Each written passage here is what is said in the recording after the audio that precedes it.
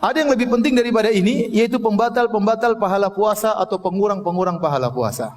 Antum harus sadar waktu antum berpuasa, sejak subuh argo pahala antum berjalan.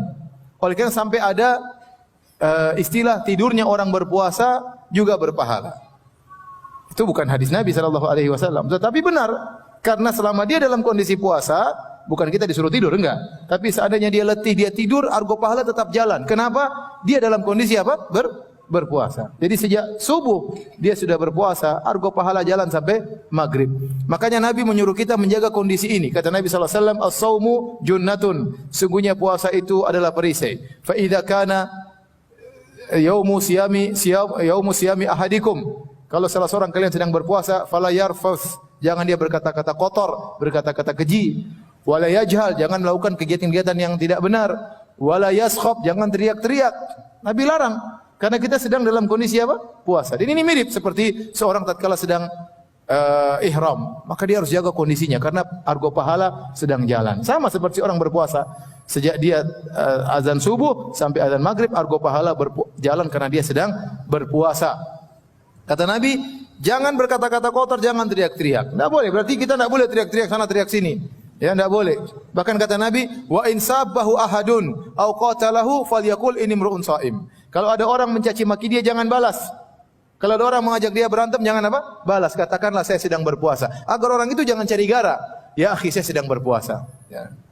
Antum jangan manas-manasin saya. Ya. Saya sedang apa? Puasa. Jangan balas. Jangan kita terpancing. Jangan bilang, saya lagi puasa. Nanti pada maghrib kalau mau. Pada maghrib. Di lapangan, saya tunggu kau sana. Sekarang jangan dulu. Enggak, jangan gitu. Kita jangan diladeni. Karena kalau kita terpancing mengurangi pahala kita. Makanya hati-hati antum kalau di media sosial terpancing kemudian emosi maki, bahaya. Itu sudah puasa dulu, puasa medsos ya. Kalau bisa jangan sampai pahala antum berkurang. Ya, kita harus menjaga diri kita. Makanya kata Jabir bin Abdullah, ya, beliau berkata, fa idza sumta, kalau kau berpuasa, falyasum sam'uka wa basaruka wa lisanuka minal kadhib wal maharim. Kalau engkau sedang berpuasa, maka hendaknya lisanmu, hendaknya matamu juga berpuasa, hendaknya telingamu juga berpuasa, dan hendaknya lisanmu juga berpuasa. Jangan berdusta dan jangan kau melakukan perkataan-perkataan, mengeluarkan perkataan-perkataan yang haram. Wada'anka adzal jar, jangan kau ganggu tetanggamu. Wal yakun 'alaika waqarun wa sakinah. Hendaknya kau dalam kondisi bersahaja, tenang, ya. Kata Jabir bin Abdullah, ya. Wala taj'al yauma saumika wa yauma fitrika sawaan, dan jangan kau jadikan hari puasamu sama seperti hari-hari biasa. Enggak boleh disamakan. Anda argo pahala sedang berjalan. Maka jaga hari-hari puasa kita dengan menjaga akhlak, menjaga pandangan, menjaga pendengaran. Ya. Di sana ada dosa-dosa yang para ulama menaskan bahwasanya itu membatalkan pahala puasa. Contohnya dusta, contohnya ghibah. Kata Nabi sallallahu alaihi wasallam, rubba sha'imin laisa lahu min siyami ilal ju' wal atash. Betapa banyak orang yang berpuasa, dia tidak mendapatkan dari pahala puasanya kecuali lapar dan dahaga. Wa rubba qa'imin laisa lahu min qiyamihi illa sahar wa ta'ab. Betapa banyak orang yang salat malam, salat tarawih, dia tidak mendapatkan dari salat malamnya kecuali hanya begadang dan keletihan. Ini sabda Nabi sallallahu alaihi wasallam. Dalam Sahih Al-Bukhari, kata Nabi SAW, man lam yada' al-qawla az-zur, wal jahla wal amala bihi, falaysa lillahi hajatun fi ayyada'a ta'amahu wa syarabahu. Barang siapa yang tidak bisa meninggalkan perkataan dusta tatkala sedang berpuasa, Allah tidak butuh dengan lapar dan dahaganya. Ini kata para ulama, siapa yang dusta, batal puasanya, batal pahalanya. Puasanya sah, tapi pahalanya enggak ada. Dan dalam Islam ada yang seperti ini, ibadahnya sah, tapi pahalanya tidak ada. Contoh, seorang pergi ke dukun, maka solatnya tidak diterima 40 hari. Man ata kahinan aw arrafan fasalau an syai'in lam tuqbal salatu arba'ina yauman. Barang siapa yang datang ke dukun atau para tidak normal bertanya sesuatu, maka tidak diterima solatnya 40 hari. Dia solat 40 hari sah, tapi tidak ada pahalanya. Man syaribal khamra lam tuqbal salatu arba'ina yauman. Barang siapa yang minum khamar, dia sudah bertobat 40 hari, solatnya tidak diterima. Barang siapa berhaji dengan harta haram, tidak diterima hajinya. Kata sebagian orang dahulu, sebagian fuqaha mengatakan, barang siapa yang zaman dahulu berhaji dengan harta riba, harta haram, harta curian, harta merampok, harta menzalimi orang lain, maka dia pergi dengan ontanya, kemudian dia mabit di Mina pada tanggal 8 Zulhijjah, kemudian tanggal 9 dia pergi ke Arafah, kemudian dia wukuf di situ bersama ontanya, kemudian dia melanjutkan pergi ke Muzdalifah malam tanggal 10, kemudian selanjutnya, maka yang haji adalah ontanya bukan dia. Kenapa? Karena dia berhaji dengan harta yang haram. Dia berhaji dengan harta yang haram.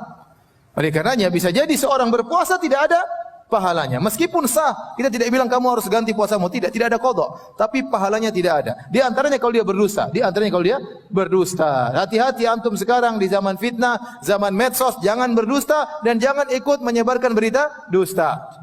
Jangan ikut menyebarkan berita dusta. Saya pernah ngisi suatu pengajian di suatu stasiun televisi, ya, di titik-titik TV, pokoknya adalah. Saya ngisi di mereka pegawai, bukan di live, bukan, tapi pegawai-pegawainya. Dan saya sampai pada hadis ini, saya bilang orang yang berdusta pahala puasanya enggak ada. Maka salah seorang pegawai bertanya di hadapan mereka rame-rame, "Ustaz, kami di bulan Ramadan disuruh bikin berita dusta oleh direksi." Bayangkan. Kami disuruh bikin berita dusta oleh direksi. Yang tidak diterima pahala puasanya direksi atau kami juga. Saya bilang semuanya.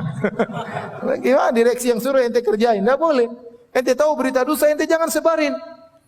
Sudah saya sampaikan hadis bagaimana Nabi melihat seorang disiksa di alam barzakh sampai hari kiamat, tentang seorang kadzab yang bibirnya dirobek, mulutnya dirobek sampai hari kiamat. Ditanya, Nabi bertanya, siapa ini? Kata Jibril, kadzabun yakdzibu bikadzbah fatuhmalu anhu hatta tablughal afaq. Seorang yang berdusta dengan satu dusta, maka di-share dari dia sampai menyampai penjuru dunia, maka disiksa sampai hari kiamat. Sekarang antum kalau mau dusta gampang, ente bikin berita enter, sudah tersebar kemana-mana, puasa ente tidak ada pahalanya sama sekali. Di antara dosa yang dinaskan oleh para ulama membatalkan pahala puasa adalah ghibah. Ini hati-hati. Ini masa-masa ghibah ya. Zaman-zaman ghibah sekarang ini. Oleh karena kita hati-hati, jangan kita spekulasi dengan pahala puasa kita. Sudah enggak usah ghibah. Kalau Anda ternyata dalam grup ada grup ghibah, Anda left. Anda bilang, para bapak-bapak yang terhormat, saya mau left. Sampai ketemu habis Ramadan. Udah, ente daripada ente dapat masuk dalam majelis ghibah, ente tidak bisa menegur, ente di situ ikut melihat ghibah, ente tidak bisa mengingkari, penting ente keluar. Dan ini terutama ibu-ibu, ibu karena bahaya, ghibah paling banyak di ibu-ibu. Ngerumpi paling banyak di ibu. Kalau bapak-bapak biasanya tidak ya. Biasanya kalau bahasanya tentang poligami, bukan tentang ghibah. Ibu-ibu, ya ini bahaya. Masalah ghibah ini hati-hati. Karena ini bisa membatalkan pahala puasa. Adapun Ibnu Hazm Al-Andalusi dalam kitabnya Al-Muhalla, dia berkata, siapa bermaksiat puasanya batal, bukan cuma pahalanya, puasanya batal. Harus diqadha. Ini pendapat Ibnu Hazm. Tapi pendapat tidak kuat. Yang benar puasanya tetap sah, tetapi pahalanya yang apa? Yang batal. Oleh karenanya tadi kita ingat nasihat dari Jabir bin Abdullah, "Idza sumta, kalau kau berpuasa, falyasum sam'uka wa basaruka." Hendaknya pendengaranmu puasa, matamu juga puasa. Dan ikhwan, kita sekarang di zaman yang penuh dengan fitnah, ya. Antum selama di bulan Ramadan jaga pandangan. Kalau bisa tidak usah nonton macam-macam, enggak usah nonton. Kalau bisa enggak usah nonton berita, enggak usah nonton. Karena ente nonton berita, yang bawa berita cewek. Cewek cantik, pakaiannya seksi. Dia tidak tahu bulan Ramadan. Dia tidak peduli ya. Ya. Apalagi saya pernah menonton zaman dulu ada seorang artis ditanya, "Mbak, kenapa berpenampilan gini-gini?" Kata dia, "Saya niatnya menyenangkan orang." Repot. Bulan Ramadan dia pakai jilbab menyenangkan para penontonnya ya. Ini membuat pahala orang-orang kena roaming seluruhnya. Ya, berkurang. Kalau kita melakukan maksiat, pahala kita berkurang. Makanya ada teman saya pernah cerita, "Ustaz, saya pernah umrah, habis umrah travel bawa ke Mesir, kemudian kita nonton tarian perut di Mesir." Saya bilang, ente pahala umrah, ente kena roaming. Harusnya kalau ente mau nonton dulu tali perut, baru ente bertobat kepada Allah. Kalau memang ente harus bermaksiat. Tapi kalau ente habis umrah kemudian sudah berbagai macam pahala, terus ente nonton tali perut, kena roaming. Nah kita demikian kalau kita puasa, kita lihat yang macam-macam, kena roaming. Nabi dulu bersabda, "Iyyakum wal julusa fit turuqat." Hati-hatilah kalian jangan duduk di pinggir jalan. Jangan, kenapa? Karena banyak yang kita lihat. Banyak yang kita komentari, lihat orang gemuk banget, ghibah. Lihat orang kurus banget, ghibah. Coba bayangkan. Lihat cewek melotot. Lihat ini norak, kita susah enggak komentar. Makanya jangan duduk di pinggir jalan. Sehingga sebagian sahabat mengatakan, "Ya Rasulullah, kami harus duduk di pinggir jalan." Kata Nabi SAW, kalau kalian harus duduk di pinggir jalan, fa'atu tariqa haqqahu, maka tunaikanlah hak jalan. Apa hak jalan ya Rasulullah? Kata Rasulullah SAW, ghaddul basar, tundukkan pandangan. Tundukkan pandangan. Jaga pendengaran, jaga lisan, jangan komentar, macam-macam, hati-hati. Kita di zaman fitnah, zaman mencela, zaman mencaci, zaman hoaks, zaman berita, tidak tahu kita akan validitasnya, kebenarannya kita enggak tahu. Antum baca berita, antum tahu yang menyebarkan ini siapa, yang buat siapa, sikoh atau tidak, ente enggak pernah tahu. Ini orang salat atau tidak yang bikin berita ini. Ya. Oleh karenanya seorang hati di bulan Ramadan mending jangan macam-macam deh. Kita belum tentu bisa bertemu Ramadan dan belum tentu bisa bertemu Ramadan berikutnya. Oleh karena jaga lisan, jaga pandangan, jaga pendengaran. Kalau bisa grup-grup left dululah. Ya, grup-grup kalau bisa ditinggalkan agar kita bisa konsentrasi beribadah di bulan Ramadan.